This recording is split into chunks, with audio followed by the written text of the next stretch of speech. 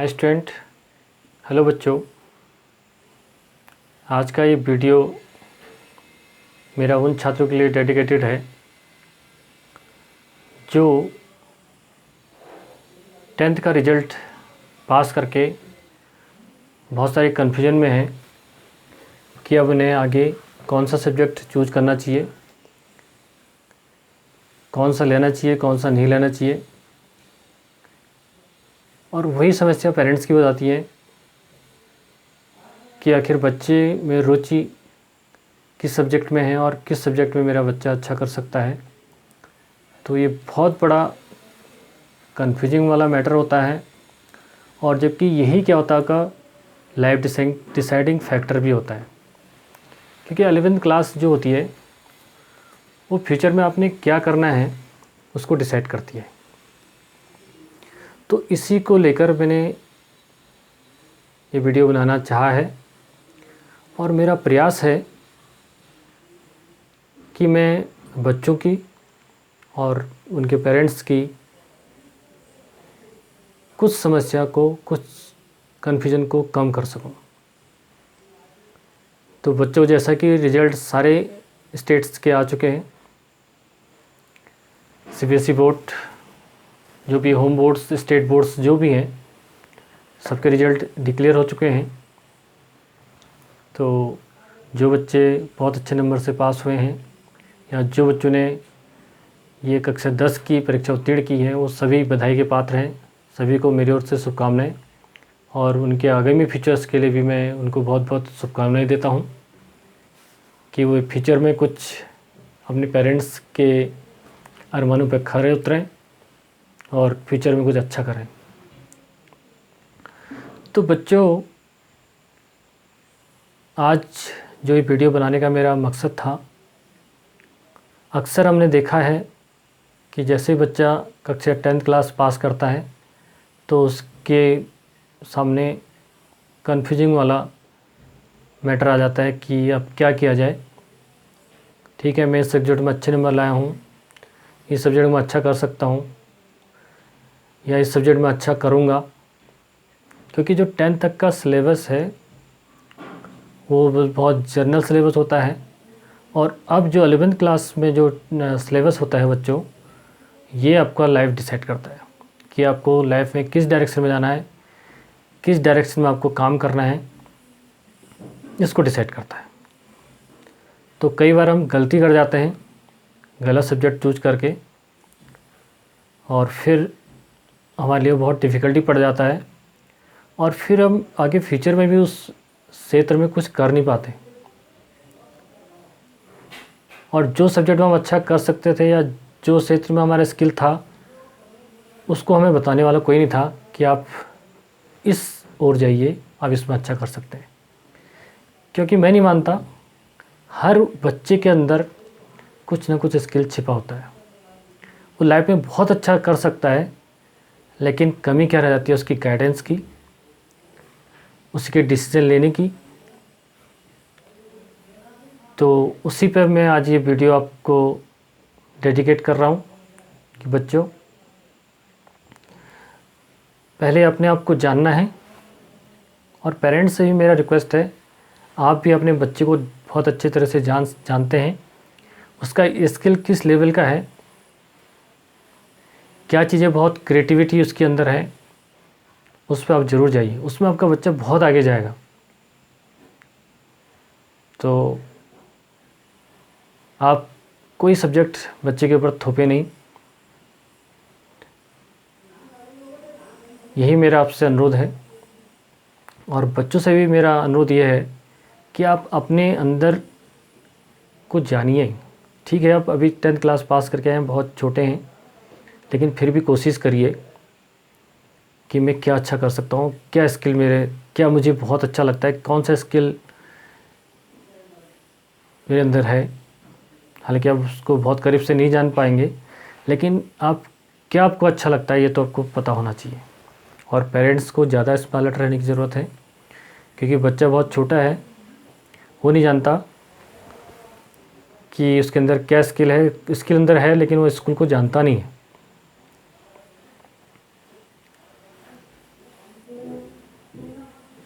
तो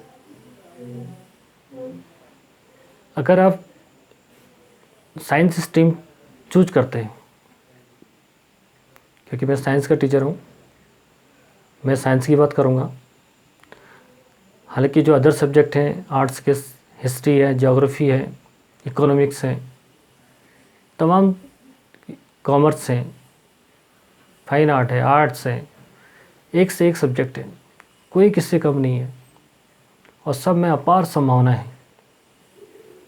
political science है, बहुत बड़े पॉलिटिकल लीडर आप बन सकते हैं। ऐसा ज़रूरी नहीं कि आप साइंस लेके साइंटिस्ट ही बनना चाहते हैं। क्या स्किल आपके अंदर है उसको पहचानने की ज़रूरत है। तो पहले अपने स्किल को जानिए, अपने पेरेंट्स से राय लीजिए और हो सके काउंसलर से मिलिए।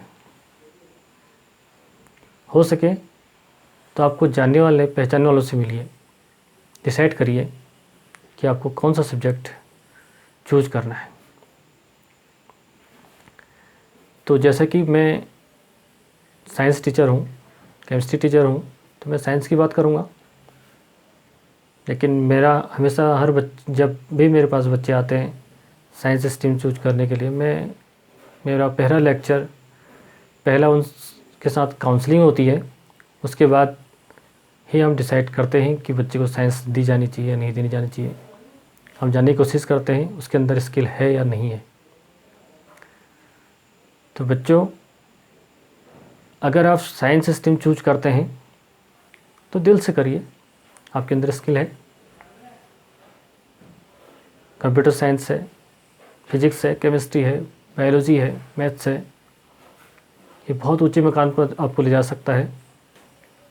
लेकिन अगर आप दिल से इन सब्जेक्ट को प्यार करते हैं या इन सब्जेक्टों में आपका अच्छा स्किल है तो डेफिनेट है आप बहुत ऊंचाई पर जाएंगे। साइंस स्ट्रीम में भी जैसे बच्चा आता है तो फिर उसके अंदर फिर कन्फ्यूजन हो जाता है, मैं मैथ्स लूँ, बायो लूँ, कंप्यूटर साइंस लूँ या ना लूँ। तो यहाँ पर भी स्किल को जानने की ज़रूरत होती है कि आपके अंदर कंप्यूटर का स्किल है तो उसमें आप बहुत अच्छा आगे कर सकते हैं। डॉक्टरेट अगर आपको करनी है, डॉक्टर वाला स्किल आपके अंदर है तो डेफिनेट बायोलॉजी आपको लेनी है। लॉजिकल्स आपका माइंड है, लॉजिक्स आपको अच्छे लगते हैं तो मैथ्स फिज़िक्स आपके लिए कंपलसरी है। तो जैसे कि अगर आप 11th में साइंस लेते हैं तो फिज़िक्स और केमिस्ट्री दो सब्जेक्ट आपके लिए कंपलसरी हैं, चाहे आप बायोलॉजी से पढ़ते हैं या मैथ्स स्ट्रीम से पढ़ते हैं या अन्य अदर सब्जेक्ट्स आप वैकल्पिक लेते हैं। लेकिन एक बार आपको सोचना ज़रूर है कि आप किस में अच्छा कर सकते हैं। तो यही मेरी आपसे मैं कहूँगा प्रार्थना भी है कि आप गलत सब्जेक्ट बिल्कुल चूज मत करिए और जो सब्जेक्ट आप ले लेते हैं तो फिर उनको दिल से पढ़िए, बहुत दिल से। अब एक स्टेप में आगे बढ़ता हूँ। अगर आप साइंस में आ जाते हैं और आपने सपोज मैथ्स बायो जो भी ली, अब फिर आते हैं आप केमिस्ट्री के अंदर। मैं केमिस्ट्री की बात करूँगा क्योंकि मैं अगले वीडियो से 11th क्लास ऑनलाइन यूट्यूब पे पढ़ाने जा रहा हूँ चैप्टर वाइज, जिसमें विथ नोट्स और लॉजिकल ट्रिक्स के साथ मैं सारे टॉपिक्स क्लियर कराऊंगा। अगर आप साइंस स्टूडेंट हैं और साइंस पढ़ रहे हैं, आपने चूज कर लिया है तो आप मेरे स्टूडेंट ज़रूर हैं, क्योंकि आप केमिस्ट्री आपको कंपलसरी पढ़ना है। और बच्चों, थोड़ा केमिस्ट्री के बाद बता दूं, केमिस्ट्री बहुत आसान सब्जेक्ट है लेकिन इसको हवा बनाया जाता है कि बहुत टफ है, इतने रिएक्शन है, कौन याद करेगा, कैसे याद करेगा, इतना कैसे पढ़ेंगे। क्योंकि जब 10th लेवल में बच्चा होता है तो उसका सिलेबस बहुत छोटा सिलेबस होता है और जब 11th में आता है तो सिलेबस बहुत बढ़ जाता है, बहुत बड़ा सिलेबस होता है। लेकिन उस बहुत बड़े सिलेबस को रटने की कोई ज़रूरत नहीं होती है। अब यहाँ हम पढ़ते हैं लॉजिक से, यहाँ हम पढ़ते हैं मेथड्स से, यहाँ कोई रटने लर्न करने वाली हैबिट्स को नहीं डेवलप करते। यहाँ जब हम 11th में केमिस्ट्री पढ़ते हैं तो हमारा एम बहुत बड़ा होता है, हमें बहुत आगे जाने का हमारा सपना होता है। उसको साकार करने के लिए हम लॉजिक्स और अपने कंसेप्ट को क्लियर करते हैं, ना कि रटते हैं। तो उन्हीं लॉजिक के साथ, उन्हीं कंसेप्ट के साथ मैं अगले वीडियो से एक केमिस्ट्री के जनरल इतिहास के बारे में बताऊंगा कि केमिस्ट्री की शुरुआत हुई कहाँ से, जो जनरली कहीं बुक्स में भी नहीं दिया है, बहुत मुश्किल से मिलता है इतिहास कि कहाँ से शुरुआत हुई थी। उस पर एक पूरा एक वीडियो मेरा है, वहाँ से मैं शुरुआत करूँगा, उसके बाद टॉपिक्स आते जाएंगे।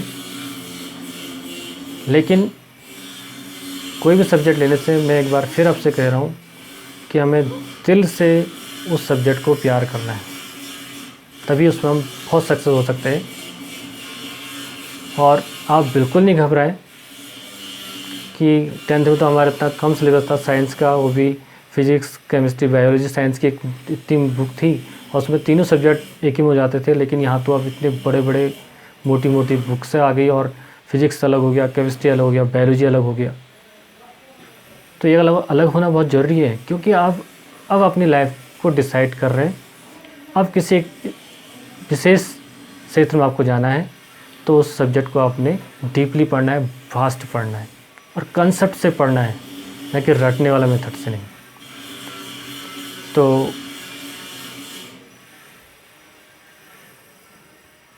आप पेरेंट्स से भी मेरा अनुरोध है, आप बच्चों से भी मेरा अनुरोध है,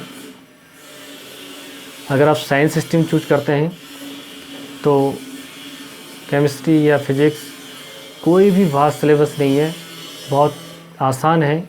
लेकिन हमारे अंदर चाहत होनी चाहिए, उस सब्जेक्ट के प्रति प्यार होना चाहिए, तो हम उसको बहुत आसानी से आगे कैरी करेंगे कॉन्सेप्ट के साथ। रटने वाली विद्या या रटने वाले मेथड यहाँ पर बिल्कुल भी नहीं होता है।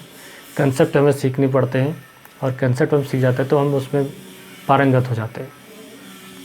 तो यही आशा के साथ कि नो कन्फ्यूजन, कोई कन्फ्यूजन नहीं करना है, कोई टेंशन क्रिएट नहीं करना है। हम क्या लें सोच समझ के आपको डिसाइड करना है कि आप क्या सब्जेक्ट लेना चाहते हैं, कैसा पढ़ना चाहते हैं और क्या लाइफ में बनना चाहते हैं। क्योंकि बच्चों, ये फ्यूचर डिसाइडिंग डे आपका होगा जिस दिन आप सब्जेक्ट को चूज करेंगे।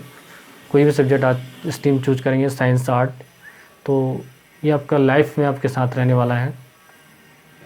तो आज के लिए मेरा ये वीडियो यहीं पर आपका समाप्त करता हूँ। मेरा वीडियो अगर आपको पसंद आए, मेरी एडवाइस आपको पसंद आए, तो मेरे वीडियो को लाइक ज़रूर करिए।